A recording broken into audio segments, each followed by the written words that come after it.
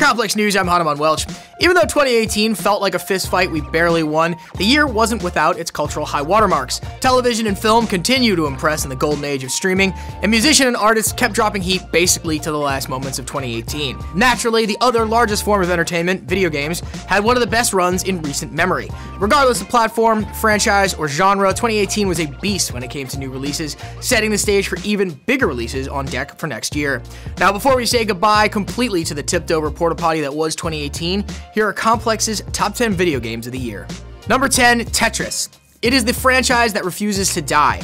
When Western audiences first got their hands on the game back in 1989, it was love at first sight. Since then, it's been ported, rebooted, and reimagined on every platform imaginable, from the NES to graphing calculators to smartphones. But it's never been reimagined quite like the Tetris effect for the PS4. There are multiple customizable modes to this game. Journey mode takes you through 27 differently themed levels, and is the closest thing Tetris has ever had to a single-player campaign. All Clear mode asks you to use predetermined blocks to clear lines, jigsaw puzzle style, and there's even a relax option in Effect mode, which dials the tension down with soothing music and background visuals. The game's main attraction is its beautiful visuals. Tetris is a game of the mind. Tetris Effect turns the sights of that game up a notch, giving you an exciting new experience. Number 9, another reboot, sidequel, prequel that made the cut for best titles of 2018 is Shadow of the Tomb Raider, the final game in a Lara Croft reboot trilogy which began with Tomb Raider and continued with Rise of the Tomb Raider. The first game was combat heavy, which many Tomb Raider fans felt was antithetical to the puzzle heavy franchise. Rise of the Tomb Raider was an even-handed split between puzzles and combat, and Shadow is the final step in Lara's character arc. Combat is sparing and can almost always be done via stealth. The puzzles, ancient tombs with weights, counterbalances, pulleys, and booby traps, finally take center stage in the offering, and the reboot's trilogy. Entire aim was to show the audiences how Lara Croft became the woman that we know.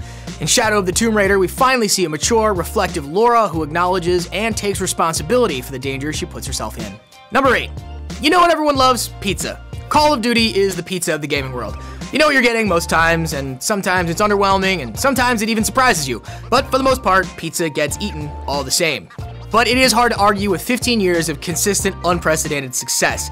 The latest entry in the series, Call of Duty Black Ops 4, is also the first entry with zero single-player campaign. Aside from a few contextual solo missions, the entire focus is all on multiplayer. All the standard stipulations like Team Deathmatch are there, and there is a brand new Battle Royale mode, Blackout, in which 100 players fight to the death until a sole survivor remains. It's not going to dethrone Fortnite, but it is a necessary addition to keep the franchise relevant to today's players. Number 7. Now, the Assassin's Creed series has as many hits as misses, in my opinion. The franchise has always wrestled with ludicrous sci-fi nonsense, but the rushed releases, buggy execution, and inconsistent run of releases has always soured me on the series. But Assassin's Creed Odyssey is the game I played more than any other this year. The game's pivot to embracing more traditional RPG elements set the hooks in deep, and I found myself creeping back to the title more times than I care to admit. Number 6, Guacamelee 2. Like the original Guacamelee, it's as good a Metroidvania game gets. Now, if you missed the golden era of Super Metroid or Castlevania Symphony of the Night for their emphasis on exploration, upgrading, and backtracking, then you will obviously love this. Drinkbox Studios puts a Mexican spin on a classic side-scroller formula as you play as Juan, a luchador with the ability to switch from the land of the living to the land of the dead. With its tricky platforming, touching storyline, and self-referential humor, at one point Juan destroys a car near a shipping dock similar to the bonus round in Street Fighter 2, Guacamelee 2 is a hardcore platformer. It's not an easy game, but you get unlimited chances to get things right, and it supports local co-op, an increasingly rare thing in the 21st century. Number 5. Chances are you've probably heard of Celeste, even if you haven't gotten around to actually playing the game yet. In this unforgiving platformer, you climb a mountain by progressing through a number of single-screen puzzle levels. This is harder than it sounds. The game introduces new mechanics wordlessly, and you'll have to use trial and error to figure out how they work. By the time you reach Chapter 4 and the wind is blowing you into the nearest pit or wall of spikes, there's a good chance that you're going to want to fight your stepdad just for the sport of it all. Lots of modern games are akin to interactive movies. They aspire to be Hollywood narratives, and they sort of just play themselves so long as you steer them in the right direction. Celeste, however, is a game in the purest sense of the word and tells its story through play instead of cutscenes. Number 4. Super Smash Bros. Ultimate was made with balls-out confidence. A cool bravado that said, we know this formula works, we're building on it. Ultimate is Smash rules with Smash mechanics and Smash strategy. It's also the best game in the franchise to date, no hands. Nothing prior has had this level of polish. The new main mechanics to know about are spirits, which are collectible that you acquire in World of Light, Ultimate's single-player campaign. Spirits are collectible pictures of minor video game characters. There are 1,297 of them, and they provide buffs and immunity abilities to your fighter. You can also combine them to get a perfect storm of abilities and custom match them to counter your opponent. The sheer amount of content is overwhelming. There are 74 playable characters, 76 if you include the Pokemon trainers' different Pokemon, 103 stages, and over 800 songs. With the upcoming DLC, there is more on everything on the way. Nintendo has set an impossibly high bar and precedent for itself. Any future Smash game will have to do everything Ultimate did plus more. The game is so thorough, in fact, that it conjures a feeling of finality. Why make another Smash game ever? Just continue adding to this one forever.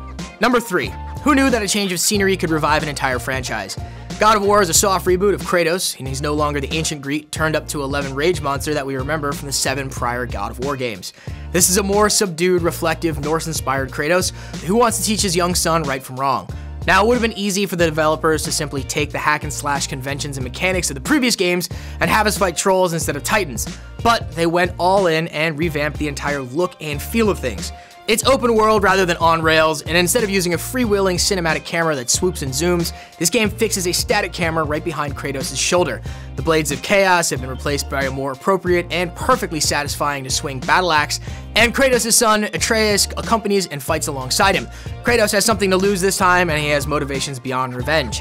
He grows and matures more in this game than all of the prior games combined, giving the player much more of an investment in this franchise than ever before. Number 2. Spider-Man's cultural cachet is at an all-time high in the closing days of 2018.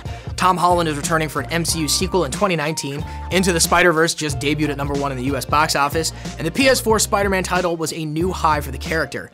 Spider-Man lives and dies by its swing mechanics. Without them, there is no point in having a video game about our friendly neighborhood web-slinger. For close to 20 years, ever since we saw Sam Raimi's first Spider-Man film in theaters, we've wanted a game that could recreate that freewheeling tone. That sense of weightlessness as Spidey swings from one building to the next, runs up walls, and makes impossible jumps through traffic.